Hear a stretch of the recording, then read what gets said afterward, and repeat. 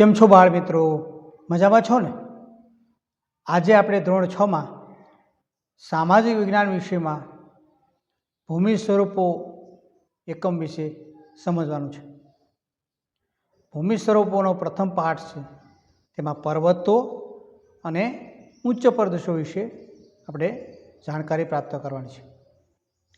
પૃથ્વીના પેટાળમાં ભૂસંચલન પ્રક્રિયાને કારણે ભૂસપાટી પર પર્વત, ઉચ્ચ પ્રદેશ અને ફાટખીણની રચના થાય છે.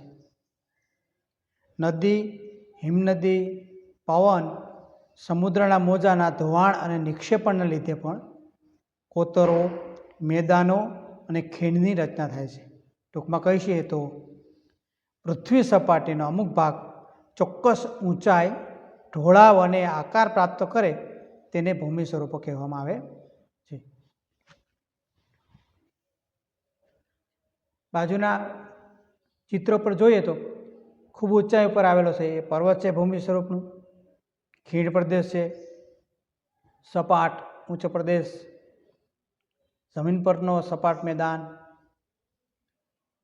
જળ સ્વરૂપો, જળ સ્વરૂપની વચ્ચે જમીન, ઉચકાયેલી જમીન એ ટાપુ વગેરે એ ભૂમિ સ્વરૂપો છે. હવે આપણે ભૂમિ સ્વરૂપોનો પ્રથમ મુદ્દો છે પર્વત વિશે આપણે જાણકારી મેળવીએ.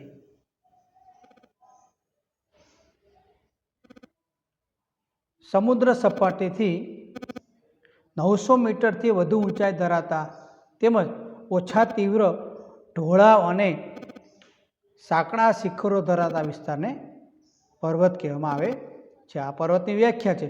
ટૂંકમાં સમુદ્ર સપાટીથી 900 મીટરની ઊંચાઈ ધરાવતા તીવ્ર અને ઓછા તીવ્ર અને ઢોળાવ અને સાંકડા શિખરો ધરાવતા વિસ્તારને પર્વત કહેવામાં આવે છે. પૃથ્વીના પેટાળમાં ભૂકંપ અને જ્વાળામુખી જેવી પ્રાકૃતિક ઘટનાઓની ક્રિયા અને પ્રતિક્રિયાને કારણે પર્વતો એ બને છે, એટલે કે પર્વતોની રચના થાય છે. પર્વતોના ઉદ્ભવ, તેની રચના અને તેના સ્વરૂપને કારણે એકબીજાથી અલગ પડે છે. એટલે તેને 4 વિભાગમાં પર્વતોને વહેંચવામાં આવે છે. બાજુના ચિત્રો પર આપણે જોઈએ તો આ પ્રથમ છે ગેડ પર્વત છે, ખંડ પર્વત છે, જ્વાળામુખી પર્વત છે અને ચોથો છે અવશિષ્ટ પર્વત છે. હવે 4 પર્વતોની વિશે આપણે વિસ્તૃત જાણકારી મેળવીએ. સૌ પ્રથમ ગેડ પર્વત. ગેડ પર્વતને અંગ્રેજીમાં ફોલ માઉન્ટેન કહેવામાં આવે છે. સમુદ્ર તળિયાના પ્રદેશકો જળાશયના તળિયે એકત્ર થયેલા વિક્ષેપણના કારણે ખડકની બંને બાજુ દબાણ વધતા ગેડ પડે છે, જેને પ્રાદેશિક ભાષામાં આપણે ગળી કહીએ છીએ. ગળી પડે છે. પ્રસ્તર ખડકોવાળા ભૂનિમ્ન વળાંકના પ્રદેશો પર ભૂસંચલનને કારણે દબાણ બળ એક કે બે બાજુ એ લાગતા લહેર આકારની ગળીઓ પડે છે. લહેર એટલે આપણે પાણીમાં જે પથ્થરો પડે છે, પથ્થરો નાખવામાં આવે અને જે તરંગો છે, જે લહેર છે, એ આકારની ગળીઓ પડે છે. ગળીઓવાળા ભાગ બે હોય છે: ઉધ્રુવ વળાંક એટલે કે શિખર સ્વરૂપે અને અધો વળાંક એ ખીણ સ્વરૂપે. બાજુના ચિત્રો ઉપર આપણે જોઈએ તો આ ગેડ પર્વતનો નમૂનો છે. અહીંયા ખીણ સ્વરૂપે ગળી પડી છે, એટલે કે ઊંડાઈ પર ગૂણી પડી છે. એ અધો વળાંક, જેને અંતર્ગોળ કહેવામાં આવે છે, એ ખીણ સ્વરૂપે હોય. ઉધ્રુવ વળાંક એ બહિર્ગોળ, ઉપરના ભાગે ગળી પડેલી હોય, એ બહિર્ગોળ, તે શિખર સ્વરૂપે હોય છે. આમ ગેડ પર્વત છે ગળીઓના આકારના પર્વતો હોય છે. ગેડ પર્વતમાં એ જુદા જુદી પેટા વિભાગો છે, એટલે કે સમગેડ. સમ એટલે સરખી ગેડ ધરાવતા. સમદિશા ગેડ, સરખી દિશામાં ગળીઓ વળેલી હોય છે પર્વતની. ક્ષિતિજ આકારના પર્વતો અને પંખાકાર એટલે કે કોઈ પર્વતો પંખાકારની ગેડ ધરાવતા હોય છે. આમ આ ગેડ પર્વતના વિવિધ સ્વરૂપો છે. હવે આવશે ખંડ પર્વત.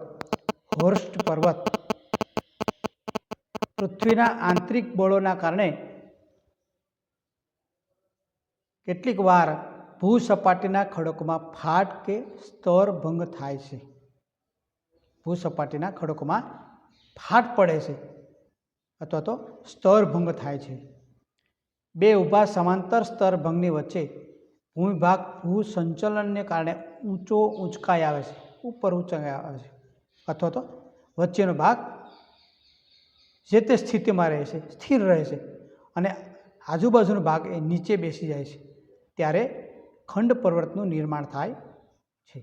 કેટલીક વાર બે સમાંતર સ્તરભંગની વચ્ચેનો ભાગ પણ બેસી જાય છે, વચ્ચેનો ભાગ બેસી જાય છે, ત્યારે ખીણ રચાય છે, ફાટખીણ રચાય છે. બાજુના ચિત્ર ઉપર આપણે જોઈએ તો આ ખંડ પર્વતનો નમૂનો છે. અહીંયા વચ્ચેનો ભાગ બેસી ગયો છે, ત્યારે ફાટખીણ રચાય છે અને આજુબાજુનો ભાગ એ સ્થિર રહ્યો છે. આજુબાજુનો ભાગ એ સ્થિર રહે છે અથવા તો ઉપસી આવે છે, ત્યારે ખંડ પર્વતનું નિર્માણ થાય છે. હવે છે જ્વાળામુખી પર્વત. જ્વાળામુખીના પ્રસ્ફોટનને કારણે જ્યારે જ્વાળામુખી ફાટે ત્યારે તેમાંથી લાવા, રાખ, ખડકના ટુકડા વગેરે બહાર ફેંકાયેલા પદાર્થો જ્વાળામુખીની આસપાસ, એટલે કે જેના મુખ છે જ્વાળામુખી, તેની આસપાસ એકત્રિત થાય છે અને તેમાંથી ઊંચો શંકુ આકારનો ઢગ રચાય છે, જેને જ્વાળામુખી પર્વત કહેવામાં આવે છે. આ લાવા રસી લાંબા સમયે શંકુ આકારે એ ઠરે છે, તે પર્વતને જ્વાળામુખી પર્વત કહેવામાં આવે છે. બાજુના ચિત્રો પર આપણે જોઈએ તો આ જ્વાળામુખી પ્રસ્ફોટન છે, તેની આસપાસ લાવારસે ઠલવાય છે અને આ લાવારસ લાંબા સમયે એ ઠરે છે, ત્યારે શંકુ આકારનો ઢગ રચાય છે, પર્વત રચાય છે, તેને જ્વાળામુખી પર્વત કહેવામાં આવે છે. આવા ઘણા પર્વતોના નમૂના અને ઉદાહરણો છે. ઇટાલીમાં વિસુવિયસ એ જ્વાળામુખી પર્વત છે. ઇક્વાડોર કોટોપાક્ષી, ઇક્વાડોરમાં આવેલો કોટોપાક્ષી, જાપાનમાં ફુજીયામા, આપણા ભારતમાં અંદામાન નિકોબારમાં આવેલો બેરન પર્વત, ગુજરાતમાં આવેલા મહાકાળી યાત્રાધામ છે તે પાવાગઢ, અને આપણો ગિરનાર પર્વત એ જ્વાળામુખી ફાટવાથી નિર્માણ પામેલા છે. હવે આવશે અવશિષ્ટ પર્વત. અવશિષ્ટ પર્વતને ઘર્ષિત પર્વત પણ કહેવામાં આવે છે. ઘસારાને કારણે પર્વતની રચના થઈ છે એટલે ઘર્ષિત પર્વત પણ કહેવામાં આવે છે. ઊંચો પ્રદેશ, ઊંચું મેદાન છે, એટલે કે ઊંચું પ્રદેશ, ઊંચું મેદાન કે ઊંચા પર્વતો ઘસારાના પરિબળો દ્વારા ઘસાઈને તેના અવશેષો, એટલે કે અમુક ભાગ શંકુ આકારે રહી જાય છે, તેને ઘર્ષિત કે અવશિષ્ટ પર્વત કહેવામાં આવે છે. એટલે કે પોચા ખડકો એ ઘસાઈ જાય છે, ધોવાઈ જાય છે અને વહી જાય છે, જ્યારે નક્કર અને કડક અથવા તો ખડકો આવા એ રહી જાય છે, તે ભૂમિભાગ ટકી રહે છે, ત્યારે અવશિષ્ટ પર્વતનું નિર્માણ થાય છે. બાજુના વિડીયોગ્રાફી ઉપર આપણે જોઈએ તો અવશિષ્ટ પર્વતનો નમૂનો છે. નદી, હિમનદી અને પવનના કારણે એ ધોવાણ થાય છે અને જે પોચા ખડકો એ વહી જાય છે અને કડક ખડકો છે એ ત્યાં રહી જાય છે, એટલે કે શંકુ આકારે રહી જાય છે, ત્યારે અવશિષ્ટ પર્વતનું નિર્માણ થાય છે. અવશિષ્ટ એટલે ખડકના રહેલા અવશેષો. આવા ઘણા અવશિષ્ટ પર્વતો ભારતમાં પણ આવેલા છે, જેમ કે અરવલ્લી, નીલગિરી, પારસનાથ, રાજમહલ વગેરે અવશિષ્ટ પર્વતના ઉદાહરણો છે. હવે પર્વતો ખૂબ જ ઉપયોગી છે, એટલે કે પર્વતોનું મહત્ત્વ જોઈએ. પર્વતો છે દેશની સીમા અને સરહદની કુદરતી દિવાલ છે. પર્વતો ઠંડા પ્રદેશોમાંથી આવતા ઠંડા પવનો રોકે છે, એટલે કે દેશને અને પ્રદેશને ઠંડીથી બચાવે છે, લોકોને ઠંડીથી બચાવે છે. ભેજવાળા પવનો રોકે છે, તેને કારણે વરસાદ સારા પ્રમાણમાં થાય છે. નદીઓનું ઉદ્ગમ સ્થાન છે. જો મોટા ભાગની નદીઓ એ પર્વતમાંથી નીકળે છે, એટલે નદીઓનું ઉદ્ગમ સ્થાન છે. પર્વત પરથી નદીઓ વહે છે. ઘણી નદીઓ ધોધ સ્વરૂપે વહે છે. આ ધોધ સ્વરૂપે વહેતી નદીઓને કારણે વિદ્યુત એટલે કે વીજળી ઉત્પાદન કરી શકાય છે, એટલે કે વિદ્યુત ઉત્પાદનના સહાયક ઊંચા જળધોધ બને છે. પર્વતો પર આવેલા વૃક્ષો, વન્ય સંપત્તિ, પર્વતોમાંથી નીકળતા ખનિજો, પ્રાણી સંપત્તિ વગેરે એ ભંડાર છે, એટલે કે પર્વતો છે એ જંગલ, ખનિજ અને પ્રાણી સંપત્તિના ભંડાર છે. પર્વતો પ્રવાસન, ફિલ્મ ઉદ્યોગ માટે, પિક્ચરોના શૂટિંગ માટે, ચલચિત્ર ઉદ્યોગ એટલે કે પર્વતારોહકો માટે એ આશીર્વાદ સમાન છે. આમ પર્વતો એ મહત્ત્વ ખૂબ જ છે. હવે બીજો વિભાગ છે ઉચ્ચ પ્રદેશ. ઉચ્ચ પ્રદેશની વ્યાખ્યા જોઈએ તો સમુદ્ર સપાટીથી આશરે 180 મીટરથી વધુ ઊંચાઈ ધરાવતા, ટોચ ઉપરથી પ્રમાણમાં પહોળા અને સપાટ ભૂમિભાગને ઉચ્ચ પ્રદેશ કહેવામાં આવે છે. જો સમુદ્ર સપાટીથી 180 મીટરથી વધુ ઊંચાઈ હોય અને ટોચ એટલે કે ઉપરનો ભાગ પહોળો હોય, સપાટ હોય, તેને ઉચ્ચ પ્રદેશ કહેવામાં આવે છે. ભૌગોલિક સ્થાન અને સંરચનાના આધારે ઉચ્ચ પ્રદેશના 3 વિભાગો પડે છે. એક આંતરપર્વતીય, પર્વત પ્રાંતીય અને ખંડીય ઉચ્ચ પ્રદેશ. અહીંયા બાજુના આ ચિત્ર જોઈએ છે તો આ 3 ઉચ્ચ પ્રદેશના નમૂનાઓ છે. હવે 3 ઉચ્ચ પ્રદેશો વિશે આપણે થોડી વિસ્તૃતમાં માહિતી જોઈએ. સૌપ્રથમ આંતરપર્વતીય ઉચ્ચ પ્રદેશ. જો અહીંયા આપણે એની સંધિ છૂટી પાડીએ તો આંતરપર્વતીય એટલે કે ચારે બાજુ ઊંચી પર્વતમાળા,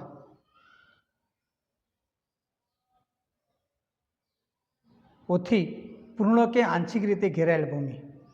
આંતરપર્વતીય પર્વતોની ગિરિમાળા, ચારે બાજુ ઊંચી પર્વતમાળા, તેની વચ્ચે પૂર્ણ કે આંશિક રીતે કોઈ ભૂમિભાગ ઘેરાઈ જાય, આ ઘેરાયેલા ભાગને આંતરપર્વતીય ઉચ્ચ પ્રદેશ કહેવામાં આવે છે.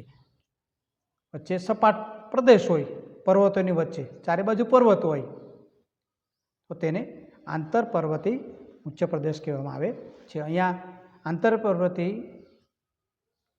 ઉચ્ચ પ્રદેશનું ચિત્ર છે. આ ચારે બાજુ પર્વતોથી ઘેરાયેલા છે અને વચ્ચે એ ઊંચી સપાટ ભૂમિ છે, તેને આંતરપર્વતીય ઉચ્ચ પ્રદેશ કહેવામાં આવે છે. ઘણીવાર ચારે બાજુ પર્વતોની વચ્ચે, ચારે બાજુ પર્વતોની વચ્ચેની ભૂમિભાગ સપાટ હોય છે, ત્યારે પણ આંતરપર્વતીય ઉચ્ચ પ્રદેશ તેને કહેવામાં આવે છે.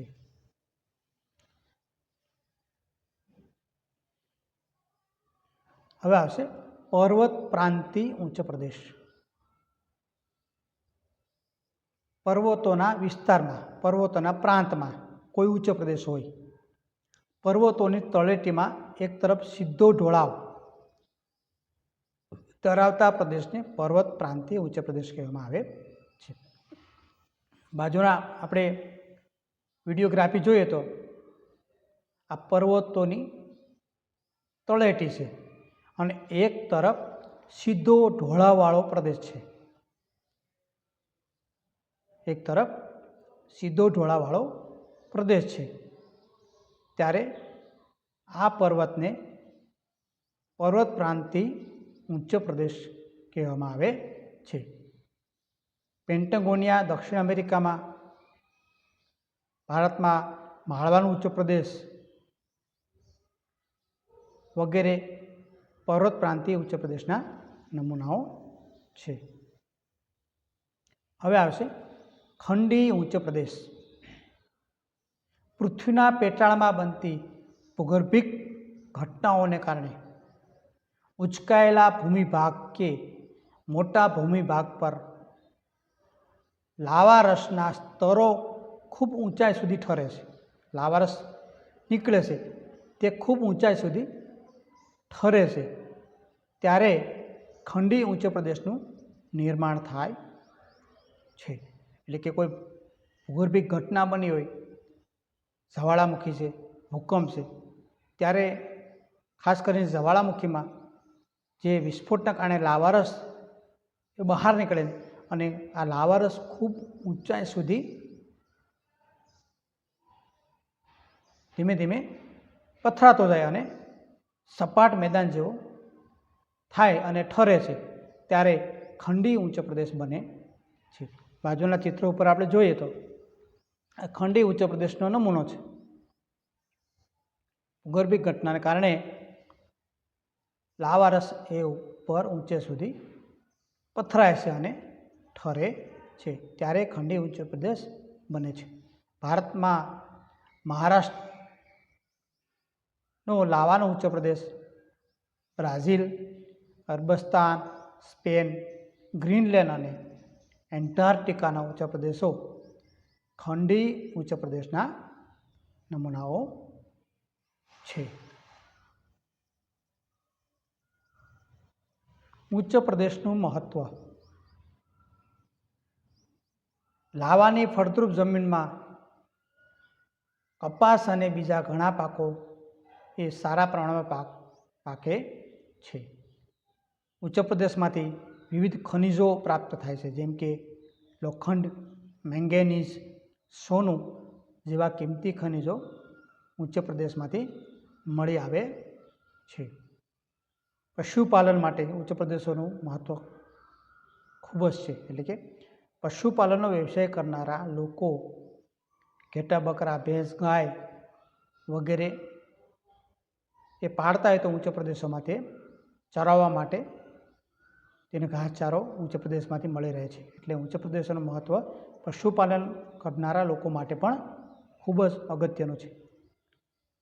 ફિલ્મ શૂટિંગ, ઘણા પિક્ચરોમાં પર્વતોના ચિત્રો આપણે જોઈએ છીએ. આ ઉપરાંત લોકો, સહેલાણીઓ એ પ્રવાસ માટે પણ ઉચ્ચ પ્રદેશોમાં જાય છે. એટલે પ્રવાસન ઉદ્યોગ માટે પણ ઉચ્ચ પ્રદેશો સાનુકૂળ છે. આમ ઉચ્ચ પ્રદેશો ખૂબ જ ઉપયોગી છે. બાળ મિત્રો, આજે આપણે ભૂમિ સ્વરૂપોનો પ્રથમ ભાગ પર્વતો અને ઉચ્ચ પ્રદેશો વિશે વિસ્તૃત જાણકારી મેળવી છે. પાર્ટ 2માં આપણે ભૂમિ સ્વરૂપોના બીજા મુદ્દાઓ જોવાના છે. આ વિડીયો આપને ગમ્યો હોય તો લાઈક કરશો, સબસ્ક્રાઈબ કરશો અને બીજા વિદ્યાર્થી સુધી પહોંચે તે માટે શેર કરવાનું ભૂલશો નહીં. વિડીયો જોવા બદલ આપનો ખૂબ ખૂબ આભાર.